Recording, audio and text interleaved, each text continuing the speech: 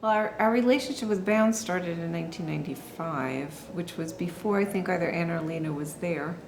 So as soon as Anna and Lena arrived at Bound, we already had a relationship with them. And I feel like for me, with my entry into youth work, that they were just always there in one form or another. I think Anne I knew actually before she came to Bound, and Lena I think also. So for me and for the community house, they were really an instrumental part of the years that we were developing our youth programs, which really started in 94, 95. In an intensive kind of way. When I got to Queens Community House, which is in 92, our youth programs were basically just childcare. It was a safe place where parents could leave their children and really nothing developmental going on, or very limited. You know, so we would do our best. We would keep the children safe. We would do homework. We had some nice activities.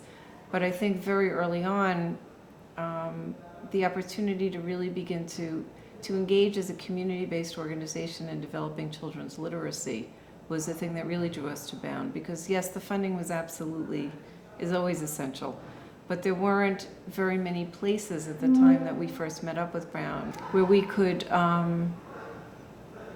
really develop with colleagues a better understanding of how children learn and how we as a community-based organization, different from school, could play a role in children's literacy. And I think that concept was very important to us in our developing program and our developing our staff.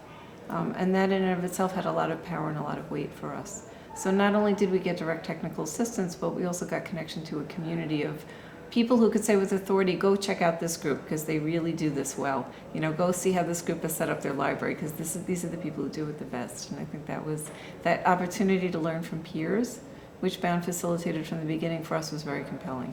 Right, yeah, I think I answered the content question, but I didn't answer the how question. So I think two things. One is, always in the grants, they let us build in money for professional development time, because that was an issue with hourly workers.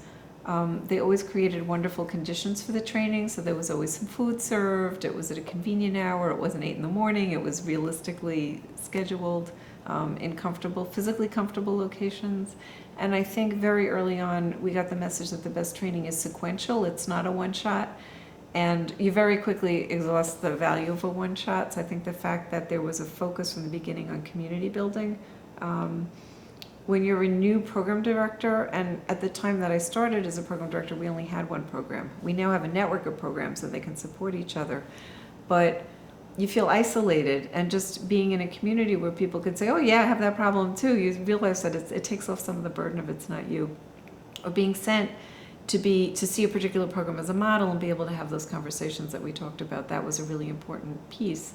But then also at the point that we were asked to be a model and people were sent to visit us, you feel like you've made it, you know, so there's a sense of graduation to another level of expertise also. But I think the emphasis on relationships, and then the pedagogy that was modeled was exactly what it was that we were talking about. So you'd go to a session and there would be icebreakers and there would be something interactive, and you'd have to do some writing and thinking yourself, and you'd have to share it with your partner. It was like all the things that we're asking young people to do, we had to do ourselves. And I think that also both created conditions for good learning. It created a certain sense of safety. It reminded you of how risky it was, the kind of learning that we were asking staff and children to engage in. And at the same time, we had the experience of what good training and what good teaching feels like. And I think, again, because going back to the idea of learning being multisensory, the fact that we experienced good pedagogy within the training sessions was really, really compelling. And we got materials. We always got stuff to take back. And that's what we want. We want stuff we could take back and disseminate. It's interesting because I don't remember inquiry being as much of a focus in the early years, but I think it really did become the defining characteristic of the Bowne efforts. And we had 4 staff who participated in the research fellowship opportunity, and I think that was inquiry to the max, because you were actually doing a research project that was very high level as an individual, but about the environment that you were working in.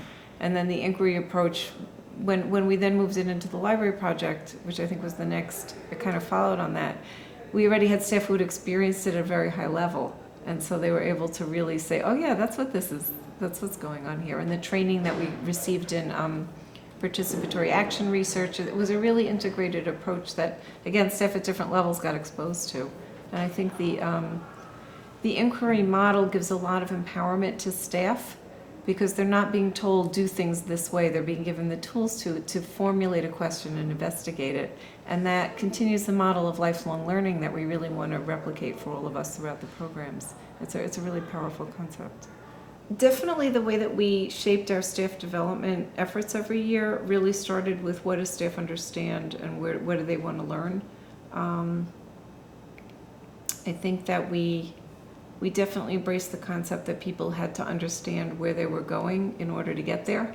And that often begins with a question. And I think when you put a question at the heart of any of your staff development, people really own it and think about it in a deeper kind of way. So I think when we began to, we did an annual staff development session around different kinds of issues, usually related to our evaluation system. But rather than telling people what to look for, we would start off with questions. So for instance, we would show a clip, which we got through the Bowne Evaluation Institute around Spark, how children develop their interests.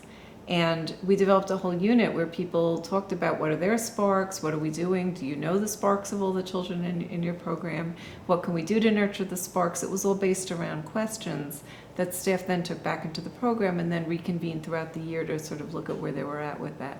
And I think that was, in that sense, yes, it was absolutely internalized. And that suggestion didn't come from the people who were involved in the Institute, it just had become internalized and integrated as part of the agency culture. I mean, I do remember Anne years ago saying to me, you're doing literacy, you just don't call it that. And I think we were talking about music and families playing the music of their cultures, and she said that's a part of family literacy because they're sharing some piece of what, literacy is something that helps you understand the world. It's whatever helps you understand the world. And I think that to me was really, it completely reorganized my thinking around what we were doing, away from the mechanics of reading and towards a more critical thinking approach that really made sense to every age group. Yeah. And I really, I mean, Anne and Lena have been my go-to people in anything related to literacy. How do we measure children's enjoyment? What is literacy? How do we know that the program is good? How do we know that the staff are learning? All of those questions, even during years that we weren't funded, I always felt like I could pick up the phone and just get a wise answer of things that were really important.